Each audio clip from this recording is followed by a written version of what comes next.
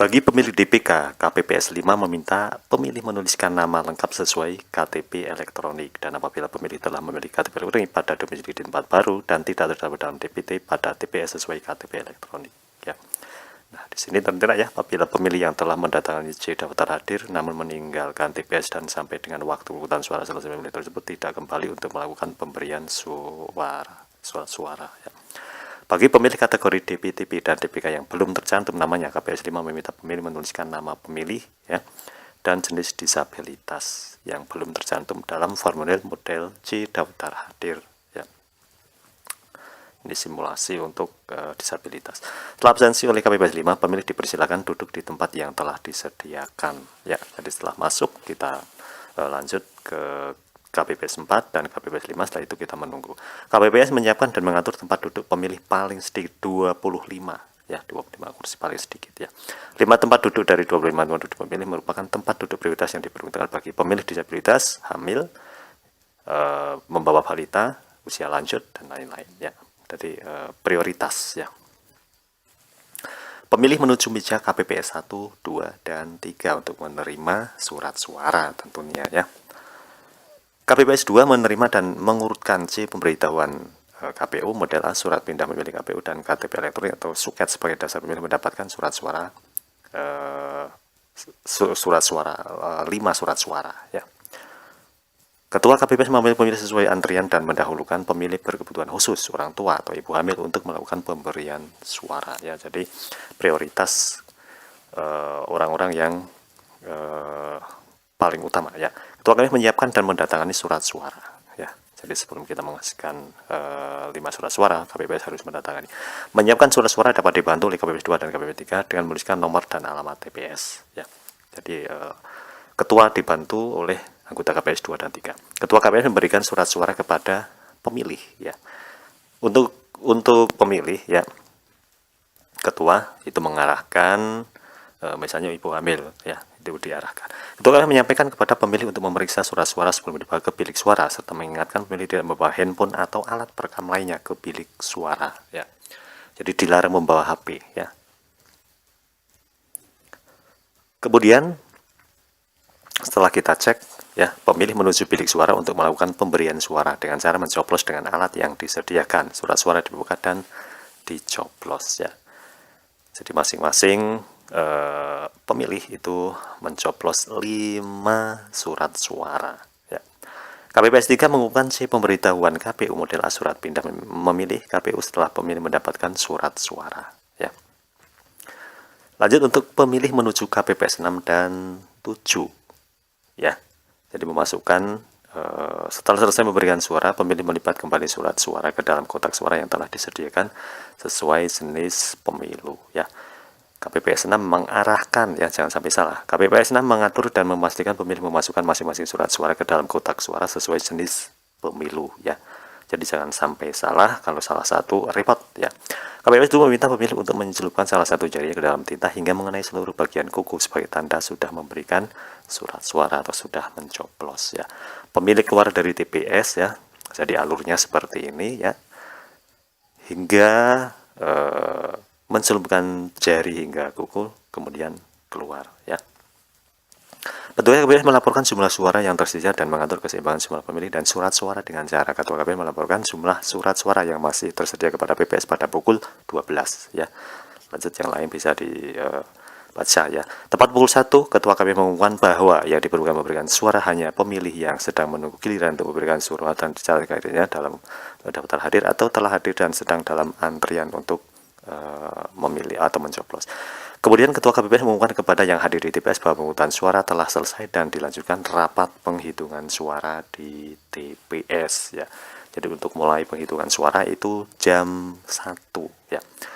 Lanjut untuk panduan pendamping pemilih disabilitas, ya. Ini disabilitas, Ketua KPPS memberikan kesempatan pemilih disabilitas dapat didampingi oleh pendamping, ya.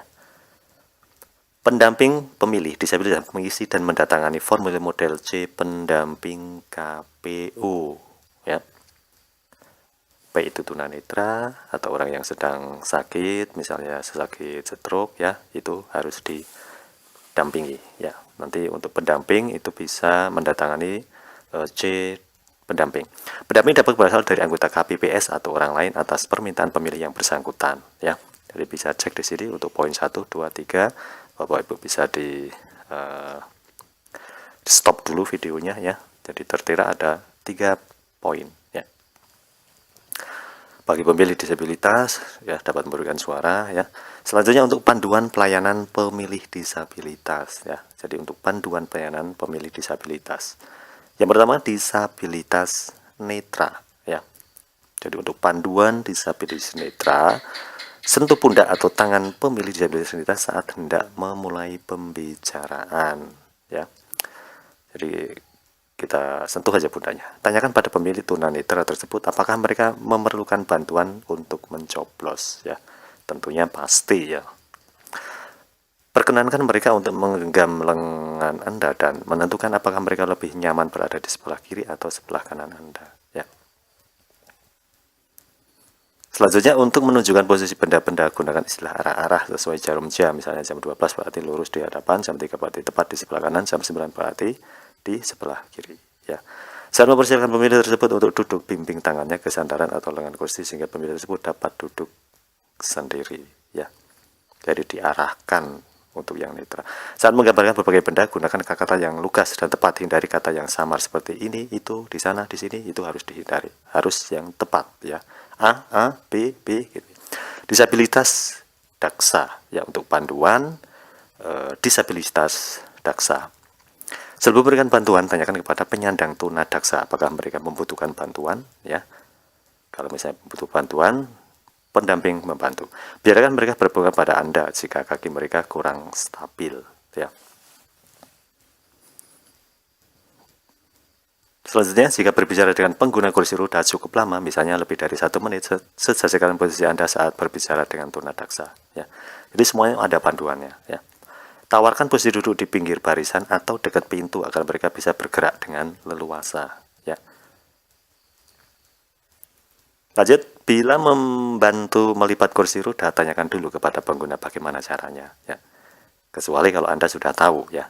Saat membantu mendorong kursi roda, perhatikan dan hindari rintangan, selokan atau lubang yang memungkinkan Anda di depan. Hindari jalan atau bidang yang berlubang atau berbatu-batu, ya. Jangan sampai gerunjulan, ya. Kalau bahasa Jawanya itu gerunjulan. Penanganan kejadian khusus tertentu yang terjadi di TPS, ya. Penanganannya gimana, ya? Orang dengan KTP elektronik di sebelah DKI Jakarta memaksa memilih tanpa memiliki form A pindah memilih, ya. Tidak memiliki form A pindah memilih. Tindakannya, pemilih tersebut tidak berhak memberikan suara di TPS. Ini tindakannya, ya. Kemudian pemilih DBK memaksa memilih tidak sesuai alamat domisili KTP elektronik, ya. Pemilih daftar pemilih khusus, ya. Tindakannya, pemilih tidak berhak memberikan suara di TPS tersebut, ya.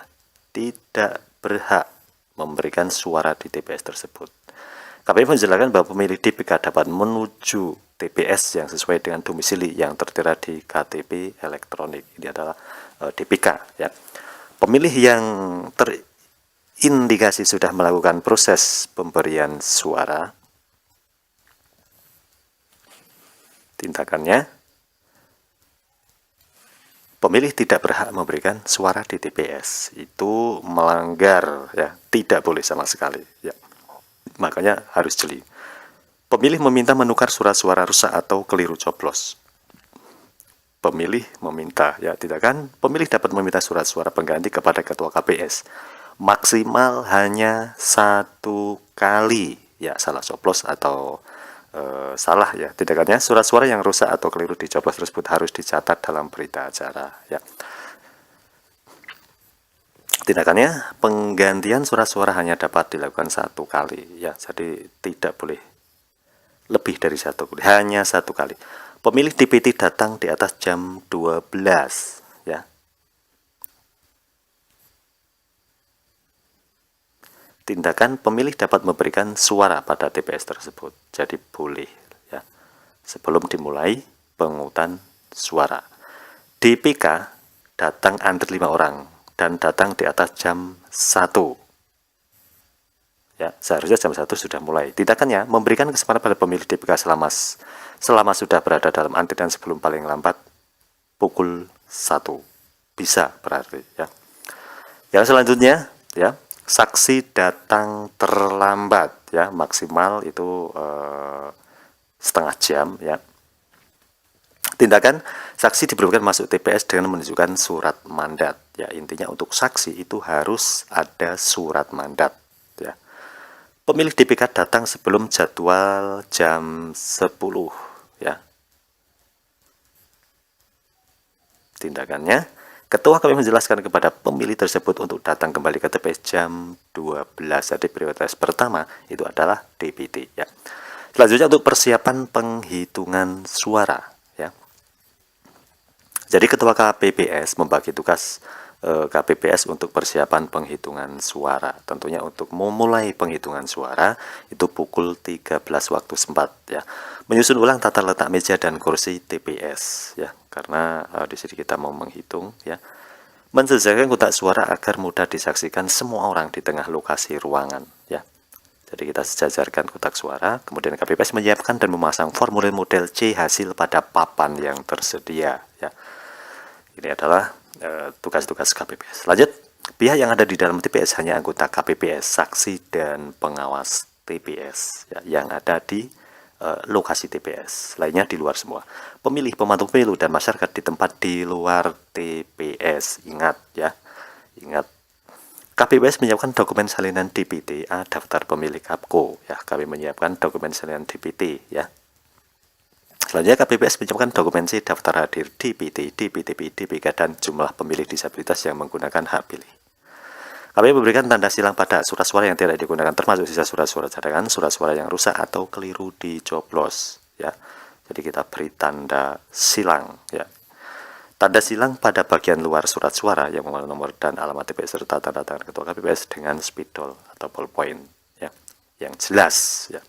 KPPS menghitung jumlah surat suara yang terdapat di luar kotak suara ya, dihitung. A. Jumlah surat suara yang tidak digunakan termasuk sisa surat suara cadangan untuk masing-masing jenis pemilu itu harus diikat pakai karet ya, dipisah-pisahkan ya. Selanjutnya jumlah surat suara rusak atau keliru coblos untuk masing-masing jenis pemilu dipisahkan ya, ditandai pakai spidol ya. Selanjutnya untuk pelaksanaan penghitungan suara. Untuk penghitungan suara dilakukan secara terbuka di tempat yang terang atau yang mendapat penerangan cahaya cukup, dicatat dengan tulisan yang jelas dan terbaca ya. Nah, perhitungan suara dilakukan secara berurutan dimulai dari surat suara Presiden Wakil Presiden, DPR, DPD, DPRD Provinsi dan DPRD Kabupaten atau Kota ya. Ketua KPPS dibantu oleh anggota KPPS ke-6 dan atau KPPS ke-7 melakukan pembukaan kotak dan menghitung jumlah surat suara ya. Dibantu oleh KPPS 6 dan 7 dengan A. Membuka kunci dan tutup kotak suara dengan disaksikan oleh semua pihak yang hadir ya. Jadi harus transparan sekali ya. Kemudian mengeluarkan surat suara dari kotak suara dan diletakkan di meja ketua KPPS ya. Jadi ditumpahin semua, habisin ya. Yang ketiga, menghitung dan mencatat jumlah surat suara dan memberitahukan kepada saksi, pengawas TPS, pemantau atau masyarakat atau pemilih ya, tunjukkan ya. Lanjut, proses penghitungan suara ya. Bab terakhir ya. Jadi KPPS ketiga dan keempat mencatat ke dalam formulir C hasil jumlah data pemilih tetap DPT, jumlah pengguna hak pilih, data penggunaan surat. KPPS kedua membuka setiap surat-suara untuk diteliti dan diumumkan oleh ketua KPPS ya. Jadi dibantu oleh KPPS 1 dan 2 ya. Ketua KPPS memeriksa tanda coblos menunjukkan dan mengumumkan hasil penelitian surat suara sah atau tidak sah dengan suara yang jelas ya. Yang jelas dan lantang tentunya. Kriteria suara sah pemilu presiden dan wakil presiden ya. A. Surat-suara ditandatangani oleh ketua KPPS, tanda coblos pada nomor urut foto nama salah satu pasangan calon, partai politik dan atau gabungan partai politik dalam sebuah suara ya. Ini masih pemilihan anggota DPRD provinsi dan DPRD kabupaten ya, surat-suara ditandatangani oleh ketua KPPS pasti itu. B. Tanda coblos pada nomor pada kolom yang disediakan, ini yang sah ya. Kriteria suara sah pemilu anggota DPD, surat-suara tanda coblos terdapat pada kolom 1 calon perseorangan ya. Ini sah. KPS ketiga dan keempat mencatat hasil penghitungan suara masing-masing jenis pemilu dalam bentuk turus atau tally dan angka dengan tulisan yang jelas dan terbaca, ya, seperti itu, ya.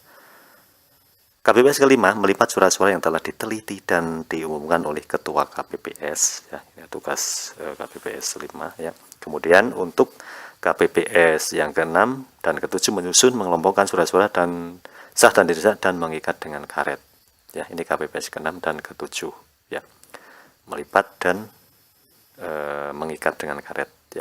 Formulir C kejadian khusus dan atau keberatan saksi KPU, ya. Ini formulir C kejadian khusus, ya. KPPS dan saksi mendatangani formulir C hasil, ya. Jadi ditandatanganin semua dari 7 KPPS dan saksi serta pengawas. Formulir C hasil yang telah ditandatangani dibuat dalam bentuk dokumen elektronik dengan difoto menggunakan aplikasi Sirekap. Tapi ya, sampai saat ini masih susah untuk aplikasi Sirekap, ya. Lanjut, ya, yang selanjutnya formulir model C hasil PPWP, ya, presiden dan wakil presiden. Ini formulir model C-nya, ya. Nanti kita bahas untuk per model, per formulir, ya, kedepannya atau next video, ya. Formulir model C hasil DPR, ini bentuknya seperti ini, ya, DPR. Formulir model C hasil DPR, ya.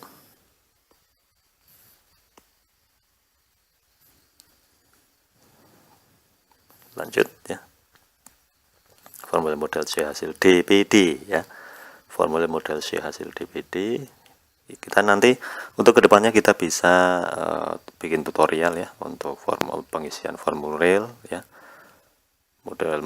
Formulir model C, ya. Ini model C hasil DPRD provinsi, ya. Jadi hampir sama, ya.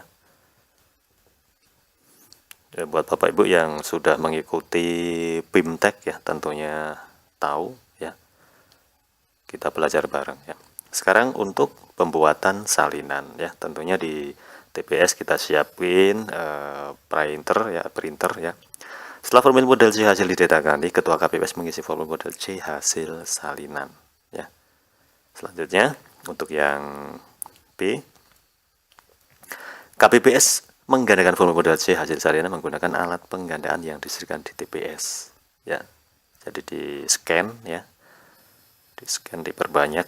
Jika KPPS tidak dapat melakukan penggandaan, KPPS dapat menggunakan dokumen elektronik, ya. Ketua dan anggota KPPS mendatangani formulir model C hasil salinan dan C hasil salinan hasil penggandaan serta ditandai oleh saksi yang hadir, ya. Selanjutnya untuk yang D atau keempat, KPPS wajib menyampaikan hasil penggandaan formulir model C salinan, ya. Ini model C hasil salinan PPWP-nya, ya. Hasil salinan formulir model C hasil salinan, ya. Hasil salinan DPR, ya. Nih, ya. Jadi buat anggota KPPS, ya, baik ketua ataupun anggota, kita melaksanakan tugas dengan sebaik-baiknya, ya. Dan semoga diberi kelancaran, ya, tidak ada masalah dan dimudahkan dalam menjalankan tugas, ya. Amin, ya. Ini formulir model C hasil salinan DPRD provinsi, ya. Nanti insya Allah kita update, ya, karena untuk waktu pemilihan umum itu masih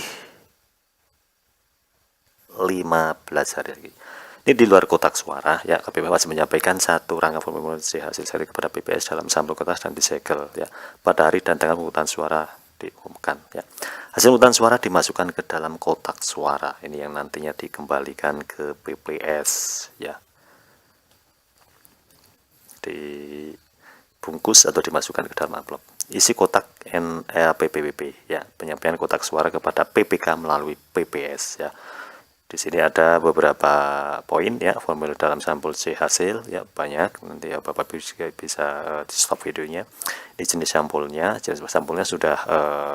sudah tandanya itu sudah masing-masing. Sampul formulir C hasil salinan, hasil kejadian khusus dan hasil C pendampingan. Ini jenis sampulnya, surat suara sah ya, ini surat suara tidak sah, surat suara rusak atau keliru coblos, surat suara tidak digunakan ya. Jadi masing-masing nanti sudah ada sampul dan bagian masing-masing. Di kotak, isi kotak DPR ya. Sampul berisi surat suara sah DPR, di sini tertera ya, sudah ada amplop coklatnya ya, yang nantinya buat tempat untuk surat suara sah, tidak sah, dan tidak digunakan ya. Jadi penyampaian isi kotak, isi atau di luar kotak itu disampaikan oleh PPK melalui PPS ya. Ini isi kotak DPRD provinsi, masih sama, sampul berisi surat-surat sah DPRD provinsi yang kedua, ketiga, keempat, dan ini adalah formulir surat pengantar berita acara ya, formulir surat pengantar KPPS ke PPS ya. Surat pengantar KPPS ke PPS ya. Jadi kotak suara disegel dan diserahkan ke PPK melalui PPS ya. Jadi disegel kembali ya, dimasukkan kembali yang sudah dicoblos yang tidak digunakan ya.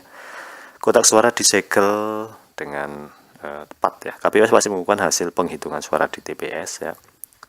Ini sudah pasti harus diumumkan. PPS pasti mengumumkan hasil penghitungan suara dari seluruh dengan mendapatkan formulir C hasil salinan di tempat umum pada kelurahan. Baik, terima kasih, semoga bermanfaat ya. Nanti di next video kita lanjut.